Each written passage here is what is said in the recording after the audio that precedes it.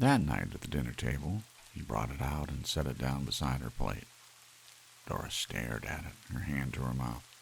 "My God, what is it?" She looked up at him, bright-eyed. "Well, open it." Doris tore the ribbon and paper from the square package with her sharp nails, her bosom rising and falling. Larry stood watching her as she lifted the lid. He lit a cigarette and leaned against the wall. "A cuckoo clock," Doris cried. "A real old cuckoo clock like my mother had." She turned the clock over and over, just like my mother had when Pete was still alive. Her eyes sparkled with tears. "It's made in Germany," Larry said. After a moment, he added, "Carl got it for me wholesale. He knows some guy in the clock business. Otherwise, I wouldn't have—" He stopped. Doris made a funny little sound. Otherwise I wouldn't have been able to afford it," he scowled. "What's the matter with you? You've got your clock, haven't you? Isn't that what you want?" Doris sat, holding on to the clock, her fingers pressed against the brown wood. "Well," Larry said, "what's the matter?" He watched in amazement as she leaped up and ran from the room, still clutching the clock. He shook his head. "Never satisfied. They're all that way. Never get enough." He sat down at the table and finished his meal. The cuckoo clock was not very large. It was handmade, however, and there were countless frets on it. Little indentations and ornaments scored the soft wood. Doris sat on the bed, drying her tears and winding the clock. She set the hands by her wristwatch. Presently, she carefully moved the hands to 2 minutes of 10. She carried the clock over to the dresser and propped it up. Then she sat waiting, her hands twisted together in her lap, waiting for the cuckoo to come out, for the hour to strike. As she sat, she thought about Larry and what he had said, and what she had said too, for that matter. Not that she could be blamed for any of it. After all, she couldn't keep listening to him forever without defending herself. You had to blow your own trumpet in the world. She touched her handkerchief to her eyes suddenly. Why did he have to say that about getting it wholesale? Why did he have to spoil it all? If he felt that way, he needn't have got it in the first place. She clenched her fist. He was so mean, so damn mean. But she was glad of this little clock sitting there, ticking to itself, with its funny grilled edges and the door. Inside the door was a cuckoo waiting to come out. Was he listening, his head cocked to one side, listening to hear the clock strike so that he would know to come out? Did he sleep between hours? Well, she would soon see him. She would ask him, and she would show the clock to Bob. He would love it. Bob loved old things, even old stamps and buttons. He liked to go with her to the stores. Of course, it was a little awkward, but Larry had been staying at the office so much, and that helped. If only Larry didn't call up sometimes to... There was a whir. The clock shuddered, and all at once the door opened. The cuckoo came out, sliding swiftly. He paused and looked around solemnly, scrutinizing her, the room, the furniture. It was the first time he had seen her, she realized, smiling to herself in pleasure. She stood up, coming toward him shyly. "Go on," she said. "I'm waiting." Cuckoo opened his bill. He whirred and chirped quickly, rhythmically. Then, after a moment of contemplation, he retired, and the door snapped shut. She was delighted. She clapped her hands and spun in a little circle. He was marvelous, perfect, in the way he looked around, studying her, sizing her up. He liked her. She was certain of it. And she, of course, loved him at once, completely. He was just what she had hoped would come out of that little door. Doris went to the clock. She bent over the little door, her lips close to the wood. "Do you hear me?" she whispered. "I think you're the most wonderful cuckoo in the world." She paused, embarrassed. "I hope you'll like it here." Then she went downstairs again, slowly, her head high. Larry and the cuckoo clock really never got along well from the start. Doris said it was because he didn't wind it right, and it didn't like being only half wound all the time. Larry turned the job of winding over to her. The cuckoo came out every quarter hour and ran the spring down without remorse, and someone had to be ever after it, winding it up again. Doris did her best, but she forgot a good deal of the time. Then Larry would throw his newspaper down with an elaborate weary motion and stand up. He would go into the dining room where the clock was mounted on the wall over the fireplace. He would take the clock down, making sure that he had his thumb over the little door. He would wind it up. "Why do you put the thumb over the door?" Doris asked once. "You're supposed to." She raised an eyebrow. "Are you sure? I wonder if it isn't that you don't want him to come out while you're standing so close." "Why not?" "Maybe you're afraid of him." Larry laughed. He put the clock back on the wall and gingerly removed his thumb. When Doris wasn't looking, he examined his thumb. There was still a trace of a nick cut out of the soft part of it. Who or what had pecked at him? One Saturday morning, when Larry was down at the office working over some important special accounts, Bob Chambers came to the front porch and rang the bell. Doris was taking a quick shower. She dried herself and slipped into her robe. When she opened the door, Bob stepped in, grinning. "Hi," he said, looking around. "It's all right. Larry's at the office." "Fine." Bob gazed at her slim legs below the hem of the robe. "How nice you look today." She laughed.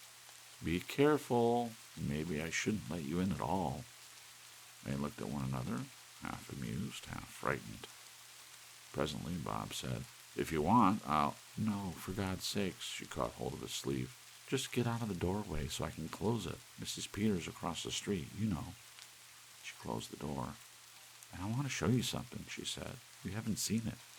He was interested. "An antique or what?" She took his arm, leading him toward the dining room. "You'll love it, Bobby." She stopped, wide-eyed. "I hope you will. You must love it. It means so much to me. He means so much." "He?" Bob frowned. "Who's he?" Doris laughed. "You're jealous. Come on." A moment later, they stood before the clock, looking up at it. "He'll come out in a few minutes. Wait until you see him. I know you two will get along just fine." "What does Larry think of him?" "They don't like each other. Sometimes when Larry's here, he won't come out. Larry gets mad if he doesn't come out on time. He says—" "Says what?" Doris looked down. He always says he's been robbed, even if he did get it wholesale." She brightened. "But I know he won't come out because he doesn't like Larry. When I'm here alone, he comes right out for me every 15 minutes, even though he really only has to come out on the hour." She gazed up at the clock. "He comes out for me because he wants to. We talk. I tell him things. Of course, I'd like to have him upstairs in my room, but it wouldn't be right." There was the sound of footsteps on the front porch. They looked at each other, horrified. Larry pushed the front door open, grunting. He set his briefcase down and took off his hat. Then he saw Bob for the first time. "Chambers, I'll be damned." His eyes narrowed. "What are you doing here?" He came into the dining room. Doris drew her robe about her helplessly, backing away. Bob began. "That is, we—" he broke off, glancing at Doris. Suddenly the clock began to whir.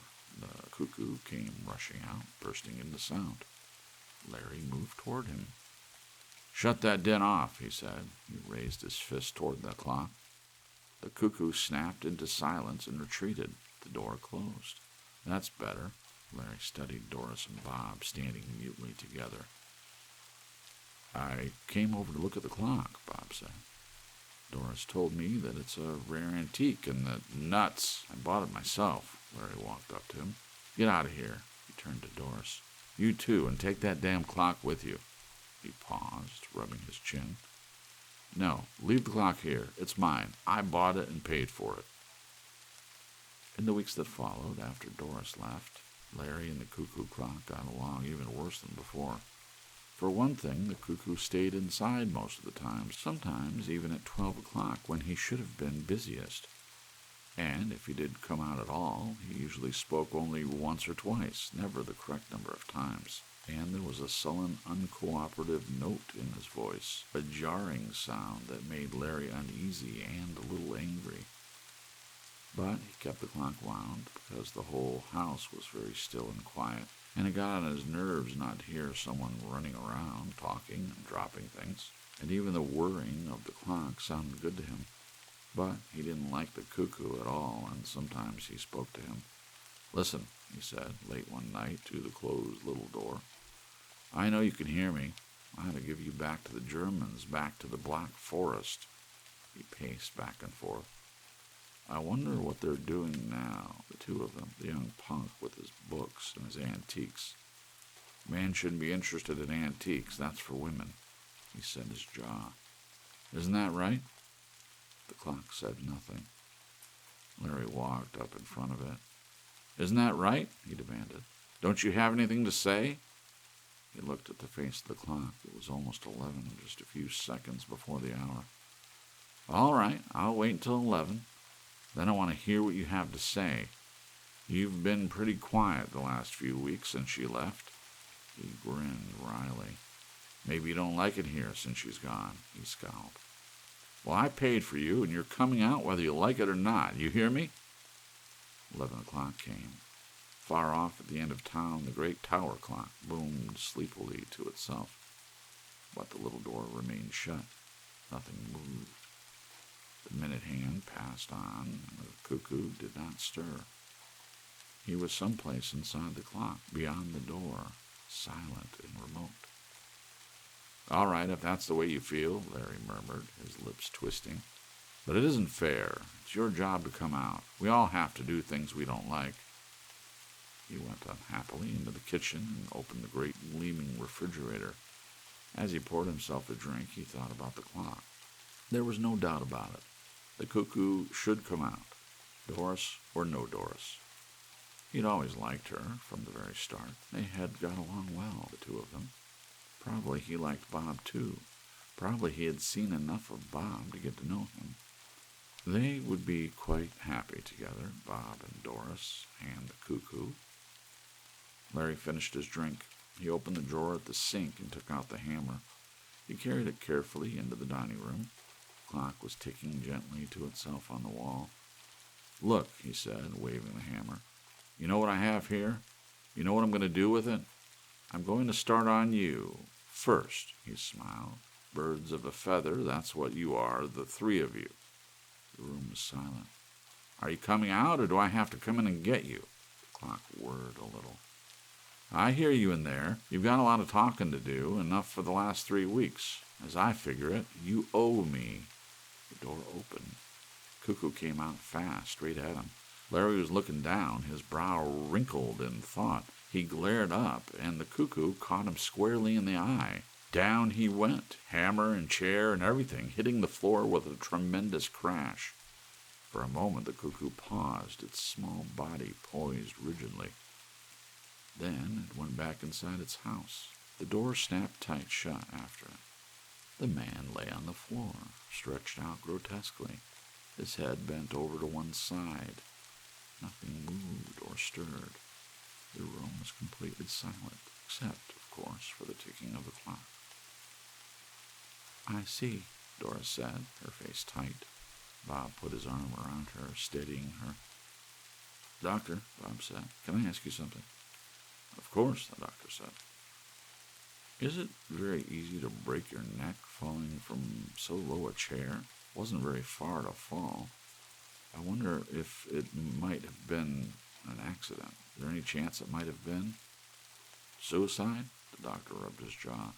"Never heard of anyone committing suicide that way. It was an accident, I'm positive." "I don't mean suicide," Bob murmured under his breath, looking up at the clock on the wall. "I meant something else." But no one heard him.